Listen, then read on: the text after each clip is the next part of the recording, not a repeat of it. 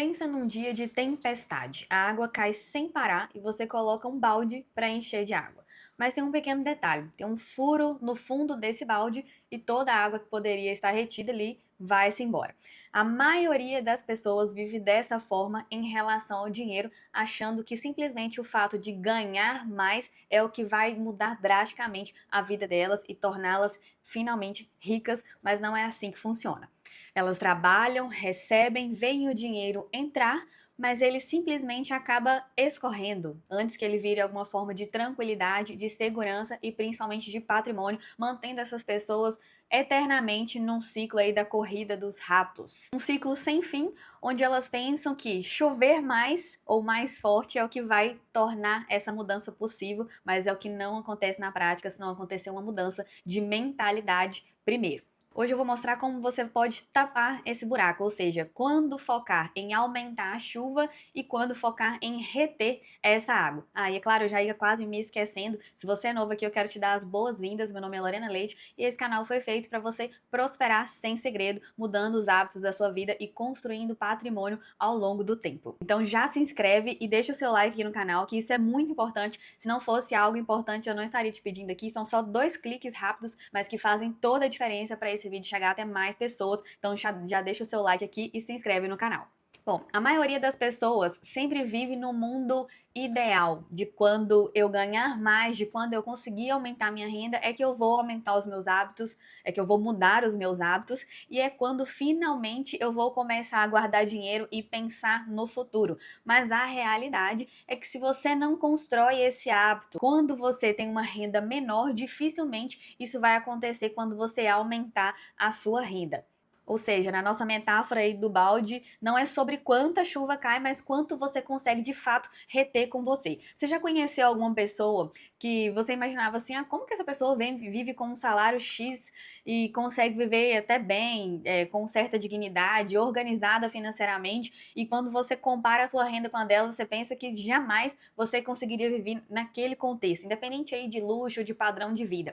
A questão está em ser financeiramente organizado e ter um padrão que corresponda a essa renda que você tem aí no momento. Mas vamos pensar primeiramente em uma diferença entre renda e patrimônio. Muita gente quer ter mais dinheiro, mas uma renda não compatível com isso no momento. Não estou dizendo que você deve esperar ter essa renda mais alta para construir patrimônio, a gente vai falar disso aqui, mas é importante você entender a diferença. A renda nada mais é do que aquele fluxo mensal, né? Tudo que entra e que passa pelas suas mãos em relação ao dinheiro, tudo que você consegue produzir. E o patrimônio é a água que fica com você, né? É aquilo que você consegue reter, que você consegue formar e que principalmente pode trabalhar por você. A renda é aquilo que você produz pelo seu trabalho, mas o seu patrimônio, ele tem um significado verdadeiro ali, né? Ele cumpre a sua função quando ele começa a trabalhar para você. Então, em forma de renda, você tem ali salário, comissão, algum trabalho como freelancer, alguma negociação específica que você fez, algo que você vendeu, que você não usava mais, tudo isso são formas de renda. Enquanto o patrimônio é o seu capital acumulado, seja um dinheiro guardado, seja uma renda fixa que está te gerando rendimentos,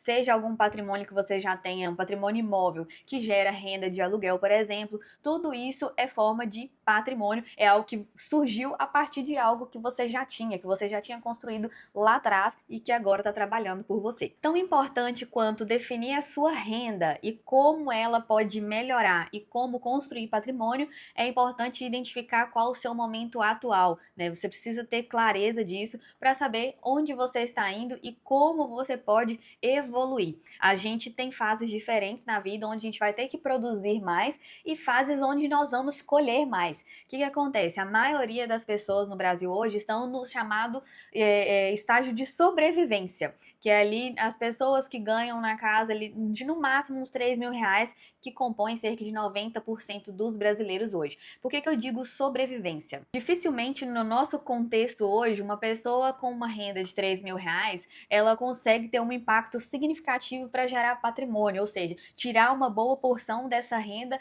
para que isso se torne patrimônio, para que gere rendimentos e que ela tenha retorno a partir disso. Então, nesse momento, se esse é o seu cenário, é hora de focar em aumentar a sua sua renda, aumentar a água mesmo que a gente falou, mas com um propósito específico e sabendo o que você vai fazer com essa renda mais alta depois. Então, se você está nesse momento com uma renda que seja na casa de até R$ 3.000, por exemplo, é hora de você buscar novas habilidades, se aprimorar naquilo que você faz. Se você é autônomo, como você pode diferenciar o seu serviço, o seu produto, cobrar mais por isso, cobrar mais pela sua hora de prestação de serviço, ou fazer inclusive atividades de renda extra, atuar como freelancer, criar um pequeno negócio digital. Tudo isso são formas de você aumentar a sua renda que não vão depender exclusivamente do seu trabalho ali que você já tinha, um trabalho de CLT, ou que você tem horas limitadas para exercê-lo. Quando você tem outras possibilidades, vou fazer um trabalho de freelancer no final de semana, vou criar um pequeno negócio online, essa é uma fase onde de fato vai ter mais sacrifício. Se você continuar nas mesmas horas do dia que você trabalhava antes, sem se dedicar a novas habilidades, a estudo, dificilmente algo vai mudar na sua vida. Então, esse é um momento de buscar aprimoramento para produzir mais, para sair desse estágio de sobrevivência. O estágio número 2 é o que a gente pode chamar de transição, onde a renda é em torno de R$ 3.000 até R$ 10.000, onde você consegue ter uma tranquilidade maior e isso adequando também o seu custo de vida. Quando você não foca nessa questão de adequar com o seu custo de vida e manter um padrão razoável que caiba dentro da sua renda, ainda existe um risco de você regredir caso você eleve muito o padrão de vida rápido, que é o que a maioria das pessoas fazem, né? Eu tive ali uma melhora, vou aumentar o meu padrão de vida, vou aumentar o meu custo mensal e sem acompanhar em relação, por exemplo, a destinar uma diferença para investimentos. Se você vivia com R$ 3.000 e passou a ganhar 6, passou a ganhar 7, aumenta algo no seu estilo de vida, sim, é muito bom, isso é uma forma de ter motivação, mas não chegue até o teto desse aumento, porque rapidamente as coisas vão se acompanhar ali, a inflação acompanha e daqui a pouco esse aumento de renda não vai ser suficiente e você não fez essa mudança de hábito que você achava que iria fazer quando aumentasse a renda. Então esse é um momento onde você vai ter ainda mais foco e destinar esses recursos para uma forma de multiplicá-los. Aqui o foco é manter os gastos de uma forma estabilizada e investir o que é excedente, seja criando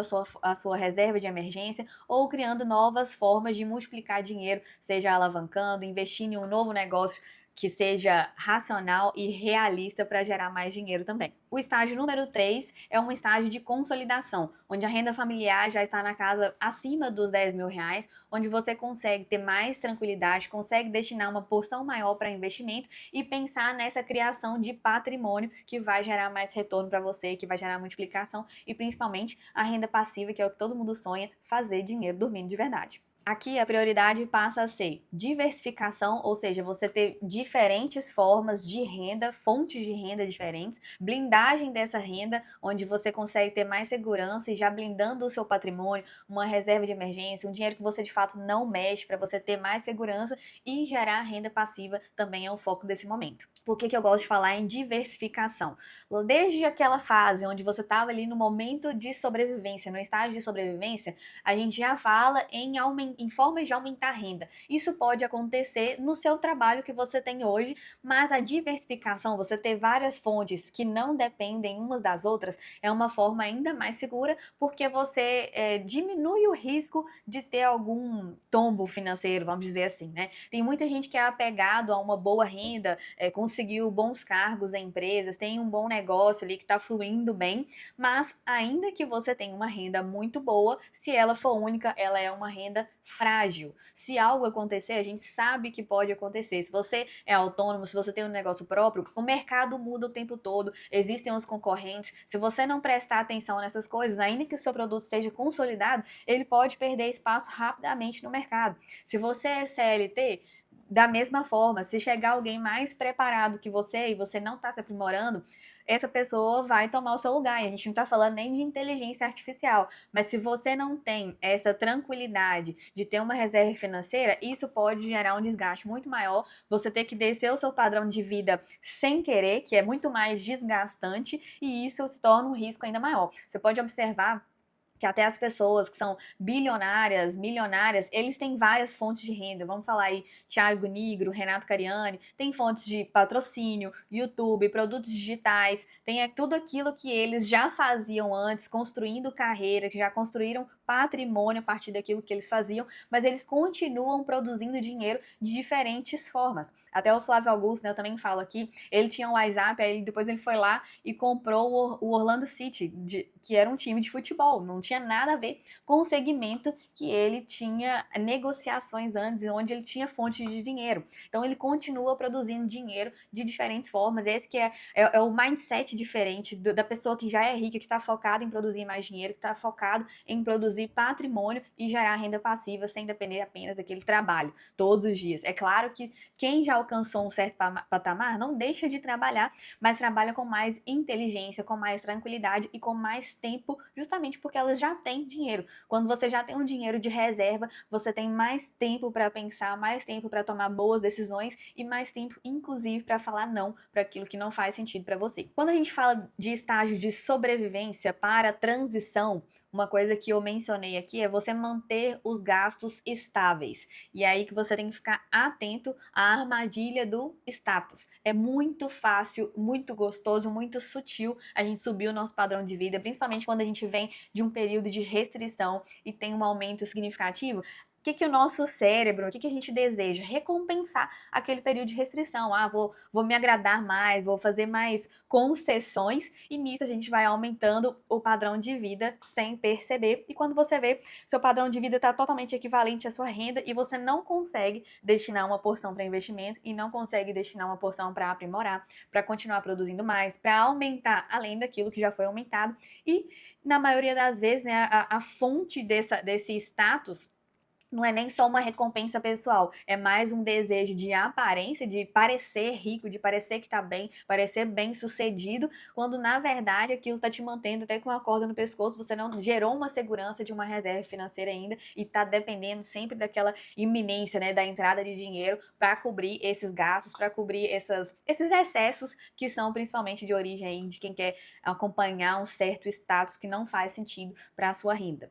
Esse é o perigo de aumentar os seus gastos na mesma proporção que você tem um aumento de renda. Então, aumentou a renda, vai lá, troca de carro, muda para um bairro onde o custo vai ser muito mais alto, muito mais elevado, que vai te colocar no limite da renda, troca de carro todo ano, compra coisas, artigos de luxo. Então, são vários cenários onde você está mudando um padrão de vida que não é nem só para se recompensar pelo seu trabalho, mas para parecer algo, para provar algo, e que talvez você ainda nem tenha entendido por que você quer fazer isso, mas é algo que infelizmente faz parte da nossa cultura, esse jogo de status, uma valorização mais pelo que você tem do que por quem você é de fato.